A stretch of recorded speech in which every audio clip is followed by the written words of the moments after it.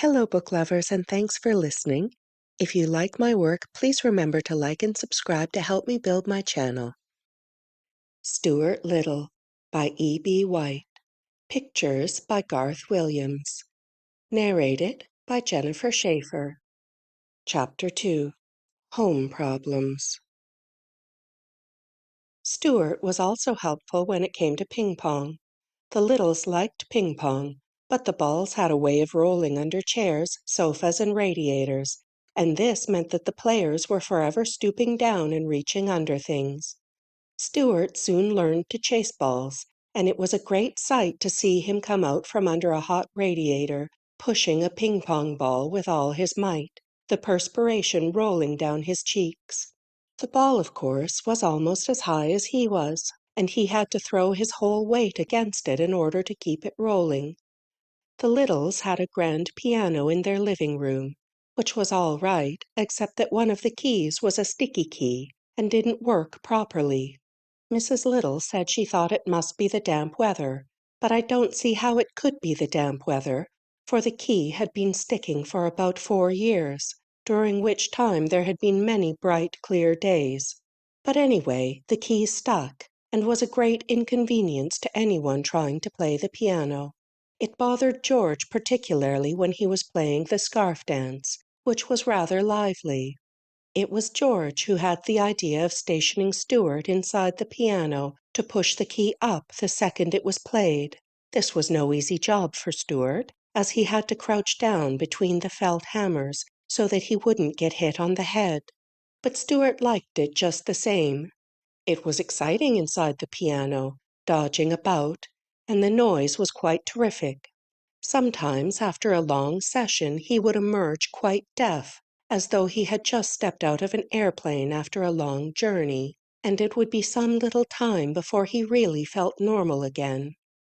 Mr. and Mrs. Little often discussed Stuart quietly between themselves when he wasn't around, for they had never quite recovered from the shock and surprise of having a mouse in the family. He was so very tiny, and he presented so many problems to his parents.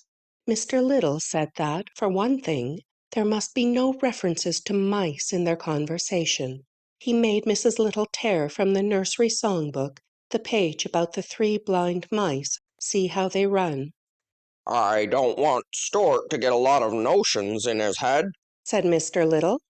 "I should feel badly to have my son grow up fearing that a farmer's wife was going to cut off his tail with a carving knife.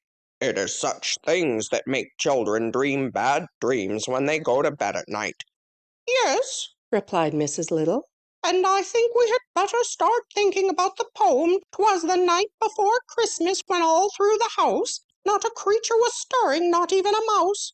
I think it might embarrass Stuart to hear mice mentioned in such a belittling manner." "That's right. said her husband. But what shall we say when we come to that line in the poem? We'll have to say something. We can't just say 'twas the night before Christmas when all through the house not a creature was stirring. That doesn't sound complete. It needs a word to rhyme with house." "What about louse?" asked Mrs. Little. "Or grouse," said Mr. Little. "I suggest souse," remarked George, who had been listening to the conversation from across the room.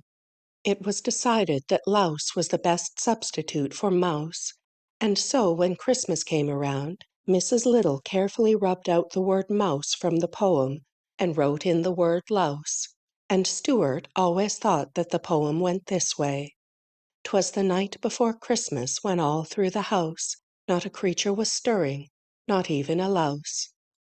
The thing that worried Mr. Little most was the mouse hole in the pantry.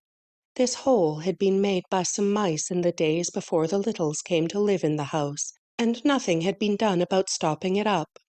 Mr. Little was not at all sure that he understood Stuart's real feelings about a mouse hole.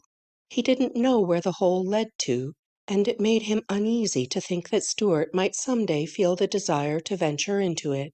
"After all, he does look a good deal like a mouse," said Mr. Little to his wife. "and I've never seen a mouse yet that didn't like to go into a hole." End of chapter 2.